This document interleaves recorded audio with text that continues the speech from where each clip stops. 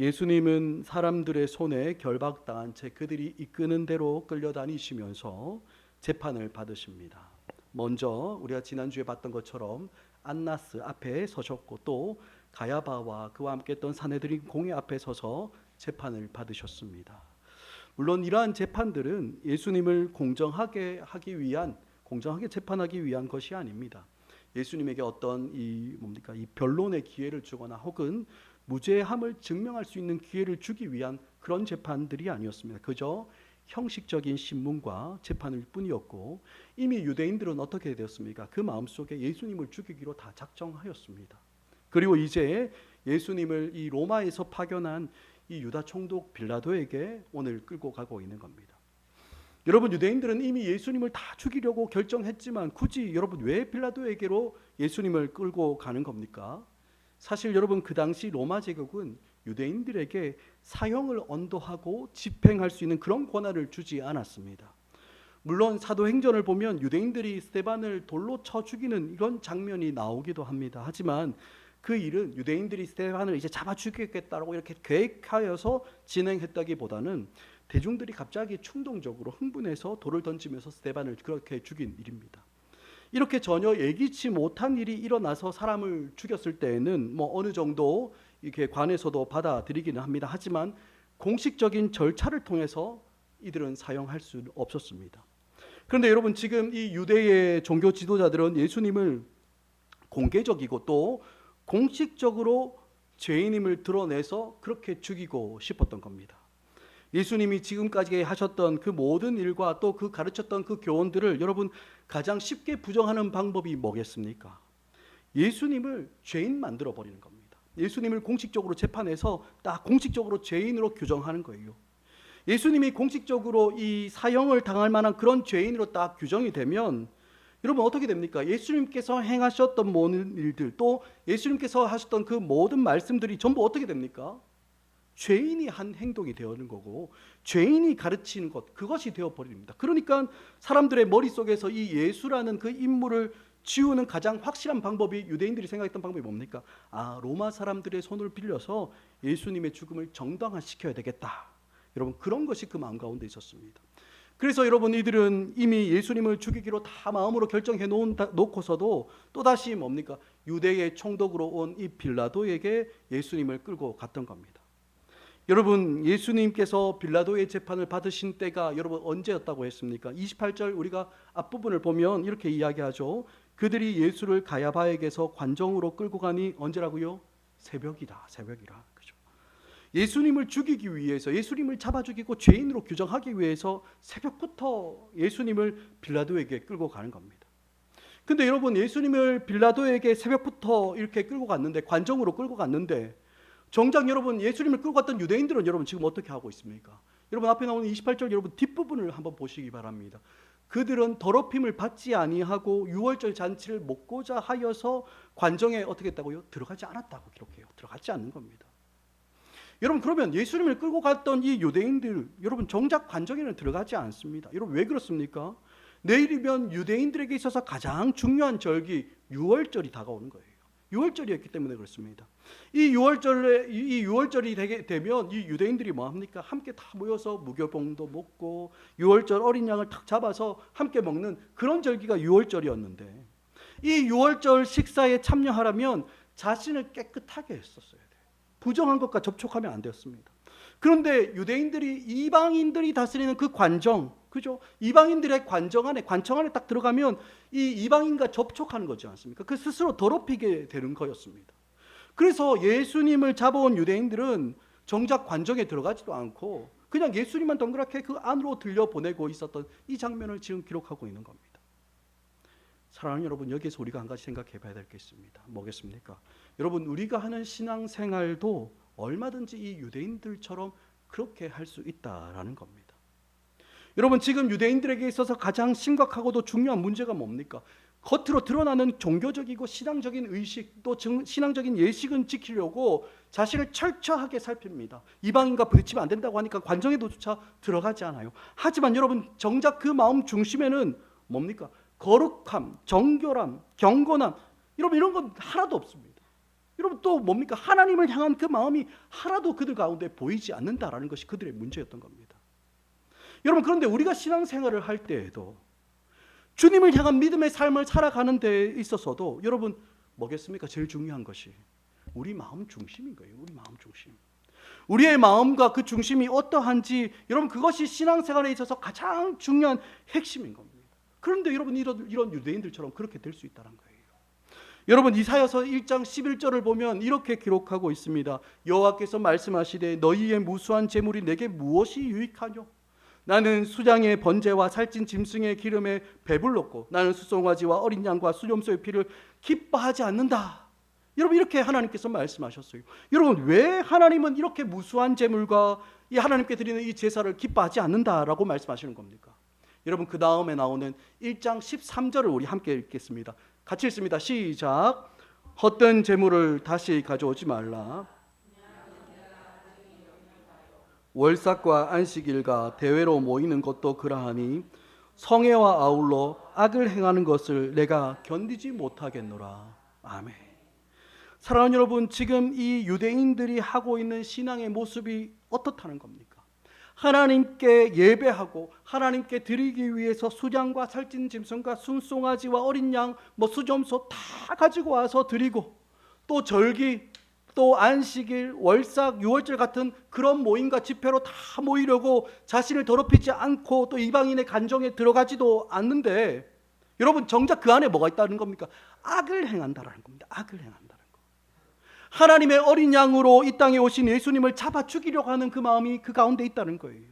자신들은 거룩한 척하지만 그 마음에는 미움과 시기와 질투가 가득해서 죄 없는 이를 잡아 죽이는 데는 너무나 능수능란한 모습을 이들이 가지고 있다라는 거 주님 지적하시는 겁니다.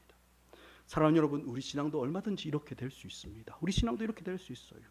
우리 마음속에는 거짓과 악의와 살인과 분노를 가득하면서 겉으로는 아닌 척 겉으로는 아닌 척하면서 우리도 열심히 예배하고 찬양하고 기도하는 그런 종교적인 의식은 잘 지킬 수 있는 것이 우리의 모습일 수 있다라는 겁니다. 누군가를 향해서 미워하고 분노하고 정죄하고 거짓말을 하면서는 겉으로는 거룩한 척하고 경건한 모습을 보이며 그렇게 여러분 우리도 살아갈 수 있다는 거예요. 여러분 참 부끄러운 이야기이지만 목사인 저에게도 오늘 본문에 나오는 이 유대인들과 똑같은 악함들이 문득문득 드러날 때가 여러분 없다고 말할 수 없습니다. 드러날 때가 있어요. 물론 여러분 우리에게 이런 일이 한 번도 없어야 한다라고 그렇게 말할 자신은 없습니다. 우리는 연약한 자들이지 않습니까? 우리는 연약한 자들입니다. 그래서 우리는 늘 예수님의 공로, 예수님의 십자가를 의지할 수밖에 없는 그런 자들이에요. 하지만 여러분 그럼에도 불구하고 우리 마음 중심과 우리가 겉으로 드러나는 겉의 모습들이 최대한 다르지 않도록 정말 주님 앞에서 진실되게 살아가기를 여러분 주님은 원하고 계신다는 겁니다. 여러분 물론 우리는 실수할 수밖에 없는 연약한 사람들입니다. 하지만 우리의 마음 속에 있는 그 중심과 우리의 겉으로 드러나는 그 삶이 따로 놀지 않도록 늘 주님 앞에서 살아가도록 애쓰며 살아가야 하는 거예요.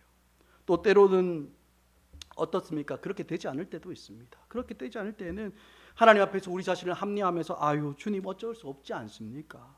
여러분 이렇게 변명하는 것이 아니라 하나님 앞에서 우리의 진실되지 못함을 자복하며 엎드려 회개하고 더 이상 이 외식된 모습과 거식된 모습이 우리 신앙생활에서 우리의 삶에서 익숙해지지 않도록 우리 스스로를 다스려가며 중심의 그 진실함으로 살아가기를 기도하며 애쓰며 살아가는 것, 여러분 그것이 우리가 해야 하는 신앙생활의 모습이라는 겁니다.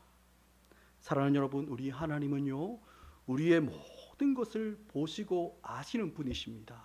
여러분 믿으십니까? 아멘. 그죠?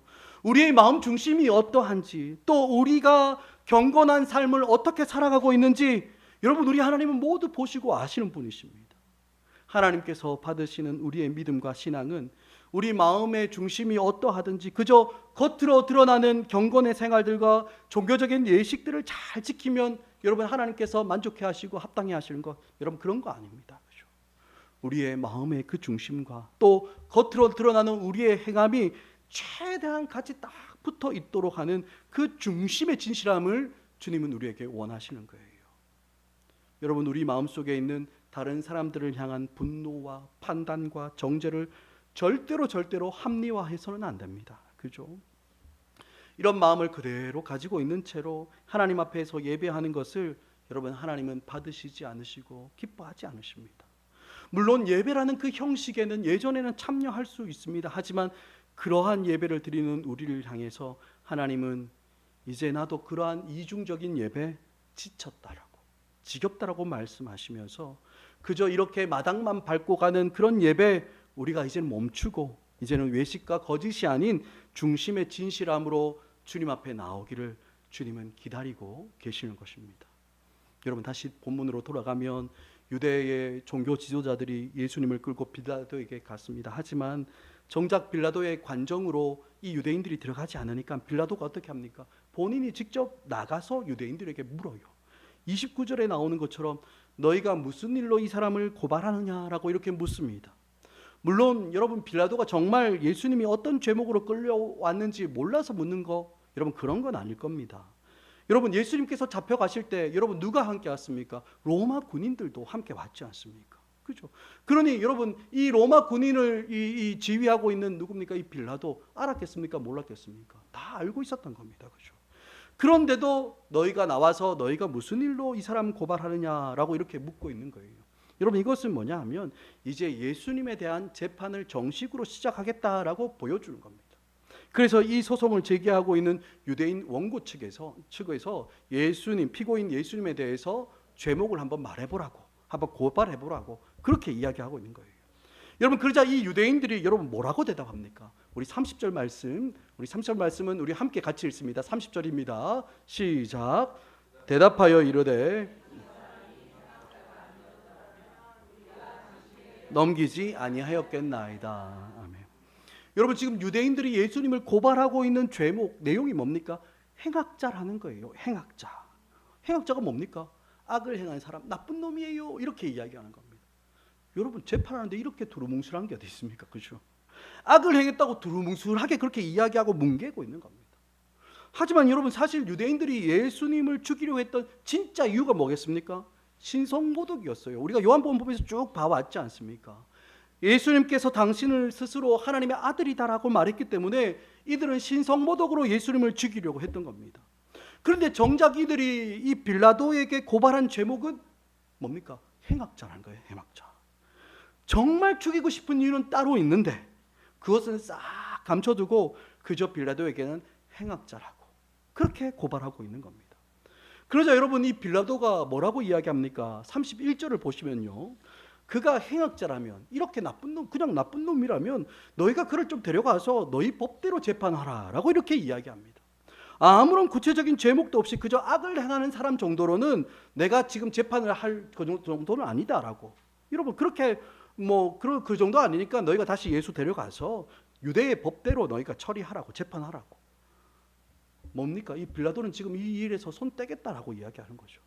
그러자 유대인들은 뭐라고 합니까? 자신들에게는 사람을 죽일 권한이 없다라는 거예요.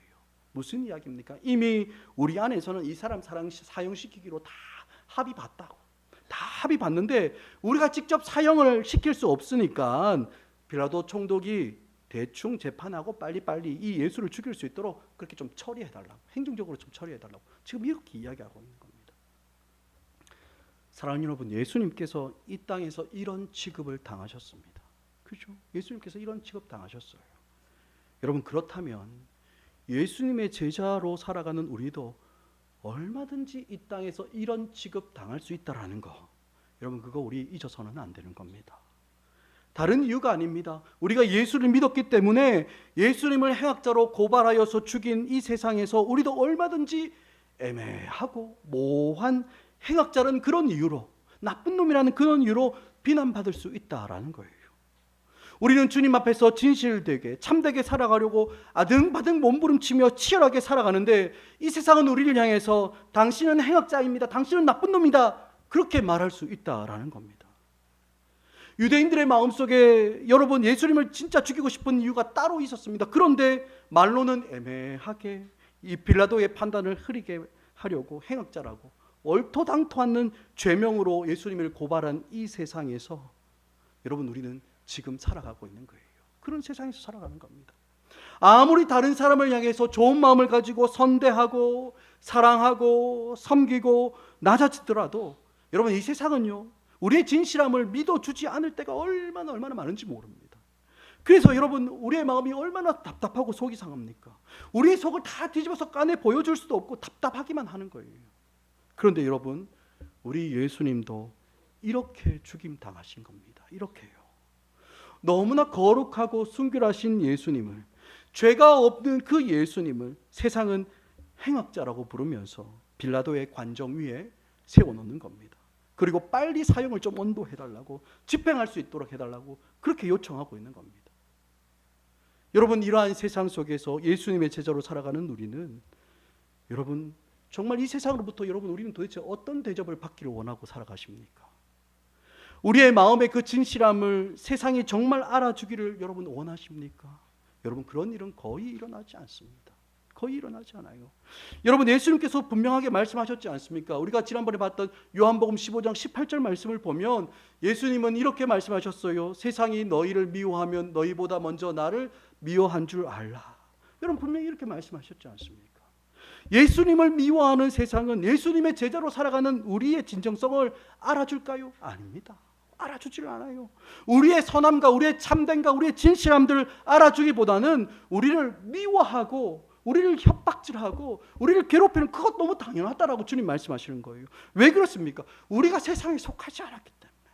우리가 세상에 속하지 않으니까 그들과 똑같이 마음 따로 행동 따로 이중적으로 이렇게 살아가지를 않으니까 여러분, 세상으로부터 사랑받을 수가 없는 겁니다. 물론 우리가 오해받고 미움받으면 우리 속도 상합니다. 우리 속 상하죠. 뼈에 사무치도록 섭섭하고 아프고 아쉽고 안타깝고 속상합니다. 하지만 여러분, 우리가 이 세상에서 사랑받고 인정받으려고 이 세상에 자꾸만 속하려고 하면 그건 안 되는 겁니다. 나도 예수님을 믿는 사람이지만 사실 너희와 똑같다라고 말하면서, 그러니까 나도 좀 사랑해달라고, 나에게도 좀 관심 가져달라고, 나에게도 좀 인정해달라고, 나도 세상을 따라가고 하려고 그렇게 너희가 똑같이 그렇게 살아가니까 나도 똑같은 사람이고 인정해달라고. 여러분, 이런 식으로 세상을 따라가면 안 되는 거예요. 안 되는 거예요. 오히려 그 안에서 어떻게 됩니까? 예수님 생각하셔야 됩니다. 예수님, 그죠? 예수님도 이런 자리에 서셨구나, 내가 이렇게라도 예수님의 발자취를 따라가는구나라고 그렇게 생각하면서 예수님을 따라 그 자리에 서야 하는 겁니다. 또 혹시나 우리 안에 어떤 허물이 드러날 때면 자기를 변론하고 어쩔 수 없다 하고 합리화하고 다른 사람들에게 이 사람 때문이라고 여러분 그렇게 책임 전가하려 하지 말고 그냥 죄송합니다, 죄송합니다, 그 말 한마디면 되는 겁니다. 사랑하는 여러분, 아무런 죄도 없으신 우리 예수님도 행악자라는 얼토당토하는 그 죄명을 가지고 욕을 당하셔야 했습니다. 거룩하고 성결하실 뿐만 아니라 너무나 친절하시고 사랑이 한이 없으신 예수님을 행악자라고 부르며 빌라도의 손을 빌려 예수님을 죽이려 하고는 이 세상을, 여러분, 우리도 예수님을 따라가는 예수님의 제자로 살아가야 하는 거예요. 그러니 여러분, 내가 왜 이런 소리 굳이 들어야 되나? 내가 왜 이런 비난을 굳이 들어야 되나? 내가 왜 오해받고 내가 왜 미움을 받아야 하나? 여러분, 그렇게 생각하실 거 하나도 없습니다. 우리의 주인이신 예수님이 당하신 일을 예수님의 종으로 살아가는, 예수님의 제자로 살아가는 우리가 안 당할 재간이 있겠습니까? 당할 수밖에 없는 거예요. 이 땅에서 우리는 칭찬만 들을 수 있는 것이 아니라 예수님의 일을 하고 예수님의 뒤를 따라 살아갈 때 오히려 우리는 욕을 당하게 되어 있다라는 거, 여러분, 그거 우리 잊지 마셔야 됩니다.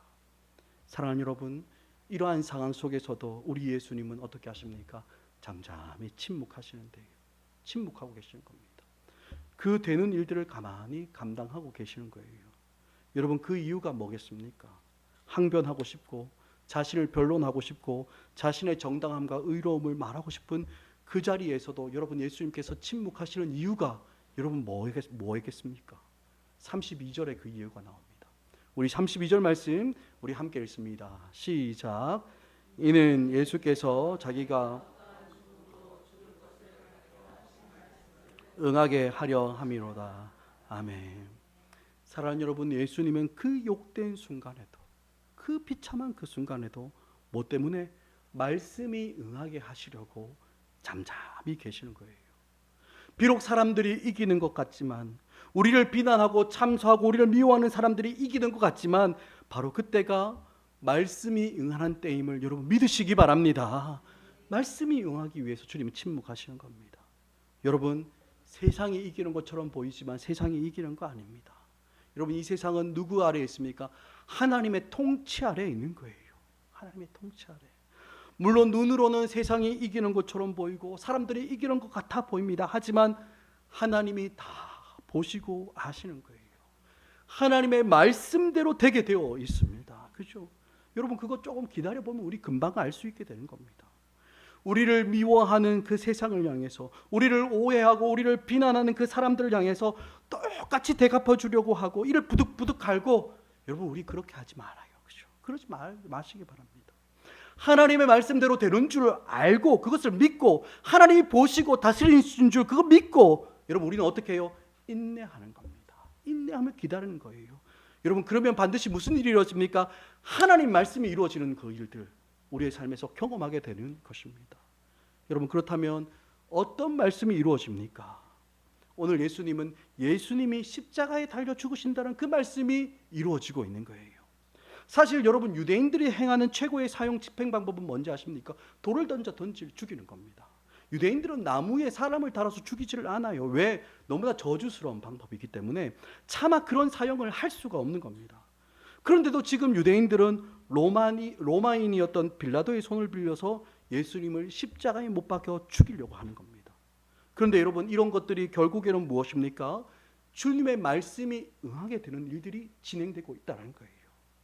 사랑하는 여러분, 비록 진행되는 과정을 보면 모든 일이 유대인들의 마음대로, 유대인들의 뜻대로, 유대인들의 주장대로 이루어지는 것처럼 보입니다. 하지만 이러한 비참하고 처참한 상황 속에서도 여러분, 결국 이루어지는 것이 무엇입니까? 주님의 말씀이 이루어지는 줄 여러분 믿으시기 바랍니다. 사실 여러분, 사람인 우리는 이루어지는 그 일들을 바라볼 때 한쪽 면밖에 볼 수 없어요. 내가 보고 있는 그쪽만 바라볼 수밖에 없는 거죠. 하지만 여러분, 하나님은 어떤 분이라고 했습니까? 모든 것을 보시고 아시는 분이시라고 말씀드렸어요. 그래서 여러분, 우리는 하나님의 일하심과 섭리를 제대로 읽어낼 수 없을 때가 더 많습니다. 우리가 볼 때 이거 아니면 저거 둘 중에 하나밖에 없어 보입니다. 그래서 우리는 하나님의 일하심도 뭡니까? 딱 우리가 볼 수 있는 그 시각과 우리가 보는 경험하는 그 내용 안에서 한정 지을 때가 많아요. 하지만 사랑하는 여러분, 우리가 보기에는 너무나 억울한 일을 당하고 너무나 불안한 그 상황 속에 있는 것처럼 보이는데, 여러분, 하나님은 그 속에서도 우리를 향한 선하심과 사랑하심을 드러내시는 분이심을 여러분 믿으시기 바랍니다. 우리가 다 이해할 수 없는 그 상황 속에서도, 우리가 볼 수 없고 이해할 수 없는 그 하나님의 선하신 일하심이 반드시 있는 줄 알고 그 하나님을 신뢰하며 우리는 살아가는 거예요. 예수님께서 유대인들의 손에 잡히고 재판당하며 급기야 이방인이었던 그 빌라도의 재판을 받아 결국 나무에 달려 죽음을 당하는 그 자리에서도 하나님의 말씀이 이루어지고 있다는 거, 여러분, 우리는 오늘 말씀 속에서 이거를 보고 기억하셔야 되는 겁니다. 사랑하는 여러분, 이제 빌라도가 예수님께 묻습니다. 33절을 보면 어떻게 묻습니까? 네가 유대인의 왕이냐라고 이렇게 물어요.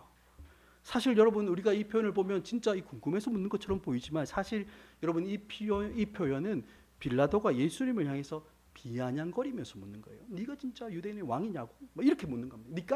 니까짓게 어떻게 왕이냐고? 이렇게 묻는 겁니다. 사실 여러분, 이 유대 지역에는 참 반란이 많이 일어났습니다. 그죠? 로마에 대한 반란이 많이 있었던 그런 지역이었어요.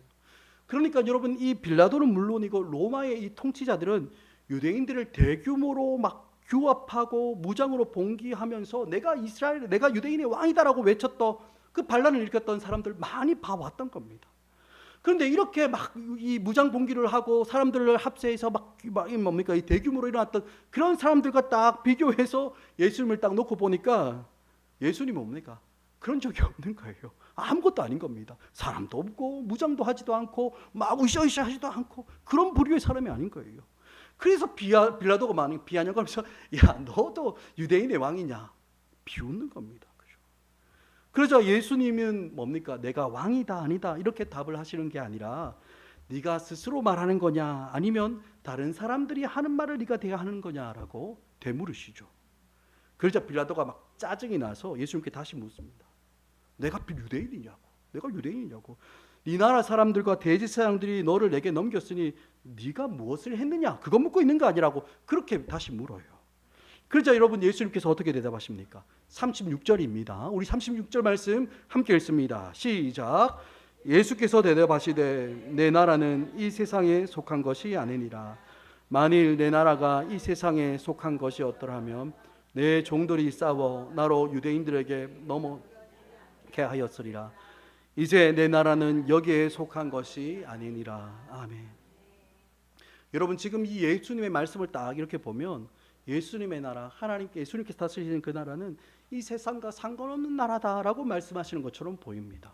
하지만 여러분 사실 그런 뜻이 아니에요. 하나님 나라는 예수님께서 이 세상에 오시면서 이미 이 땅 가운데 임한 나라입니다. 그죠? 그러니까 예수님께서 다스리시는 하나님 나라는 우리가 지금 살아가고 있는 이 세상과 상관없는 그런 나라가 아닌 거예요. 하지만 여러분 이 하나님 나라는 이 세상 나라와는 다른 나라입니다. 전혀 다른 나라예요.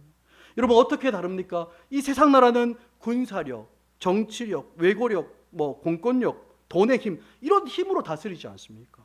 법으로 강요하고 안 따라오면 막 불이익을 주고 막 이게 막 힘으로 막 눌러서 쓰는 그런 방식을 여러분 주로 사용하는 게 이 세상의 나라입니다. 그런데 여러분 하나님 나라는요, 이 세상 나라처럼 이 세상에 있는 나라처럼 힘을 가지고 권력을 가지고 지배하고 다스리는 그런 나라가 아니라 어떤 나라입니까? 왕이 죽는 나라예요. 왕이 죽는 나라. 왕이 백성들을 위해서 자기의 목숨을 버리는 나라가 하나님 나라인 겁니다. 그의 백성들을 너무너무 사랑하기 때문에 여러분 왕이 죽습니다. 강압하고 군림하고 강제하는 그런 나라가 아니라 사랑하기 때문에 너무 사랑하기 때문에 왕이 백성들을 위해서 죽는 나라가 예수님이 왕이신 나라인 거예요. 여러분 그렇다고 하나님 나라에 힘이 없습니까? 아니에요. 12영이나 더 되는 천사들을 다 불러서 얼마든지 세상을 제압할 수 있는 힘과 권능과 능력이 있는 그런 나라입니다. 하지만 여러분 그럼에도 불구하고 사랑으로 세워지는 것이 하나님 나라인 거예요. 희생하고 낮아지고 종이 되어 섬기는 나라입니다. 그러니 세상의 방식이 하나님 나라에서는 통하지 않는 겁니다. 세상에 이미 임하였지만 세상의 질서와 세상의 방법과는 너무나 다른 나라가 바로 예수님이 왕으로 다스리시는 하나님 나라인 겁니다.